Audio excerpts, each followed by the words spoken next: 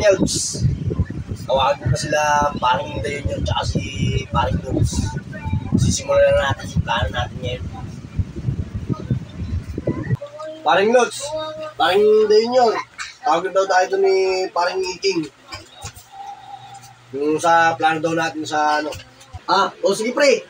Basta pre, pag sumablay si paring Iking dyan sa plano na yan, ako na ulit magpaplano ng ano natin ng mga lakad natin. Di ba paring Daynor? Sige paring Lutz, akong bahala to kay paring Iking. Sabihin ko sa kung ano yung susunod na gagawa ulit ng plano natin. Naku po! Kumana ka na naman, Lutz! Patay tayo dyan!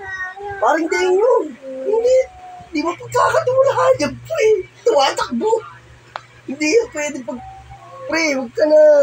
Si paring Iking na Epal ka na naman Tignan na lang natin kung sino talagang magpaplano. Tsaka pre, magbabago na ako. Papakita ako sa inyo na totoo talaga ako sa inyo. Kaya magandang plano yung gagawin ko sa grupo natin.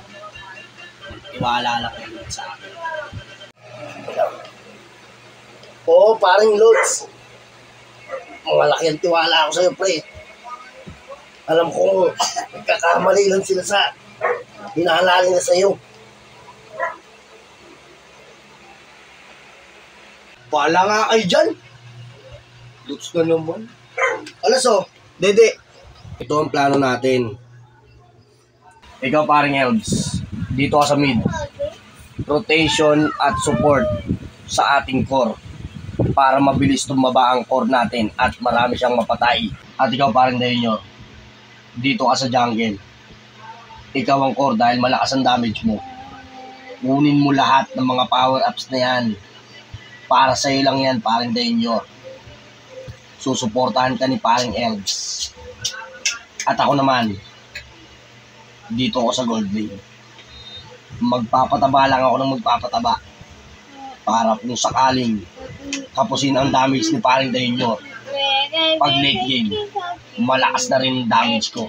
At ikaw paring Lutz, dito ka sa XP lane. Tank build ka at immortality. Kailangan mo yan dahil ikaw ang mag-front sa ating apat. Ikaw ang magsisilbing palangga ng ating grupo sa labanan. At dito tayo makikipagbakbakan. Unang-una, sa mid lane. Pag nabasag na natin itong Tori na to, didiretso tayo sa blue. Kapag nakuha natin ang blue, didiretso tayo sa second time sa mid lane. At pag nabasag na natin ito, didiretso naman tayo dito sa red buff ng kalaban. At pagkatapos natin sa red buff, didiretso ulit tayo sa mid dahil malakas na ang buhos ng mga creeps. At pag nabasag na natin pareho ito, re-rektahin na natin sila dito. Tapos ang laban. Tangka Lutz, XP lane. Ikaw daw yung sasagupa sa kalaban. Yari ka ngayon. Pain ka namin. Ako rotation. Tapos si paring Daynor, jungle. Si paring Iking, gold lane. Patay ka ngayon, Lutz. Tingnan lang natin. XP lane, Sige, immortality. Antikiras. Tsaka basta. Ano parang din nyo? Ayos na yung plano ko, pre. Sama-sama tayo, pre. Wala tayong ulan, di ba, Lutz? Sama-sama tayo, susugod tayo. Si Lutz yung tank natin, pre, para hindi na ito makatakas. Diba, pre? Huwag kang mag-alala, paring Iking. Sinisigurado ko sa'yo. Wala nang takbo ang magaganap ko. Sumakit ka naman talaga yung tiyan ko nung una Hindi ko naman talaga kayo iniwan Tsaka, alam niyo naman Basta papatunayan ko na lang sa labanan yan. Saan nga ba hahanto ang tagpong ito?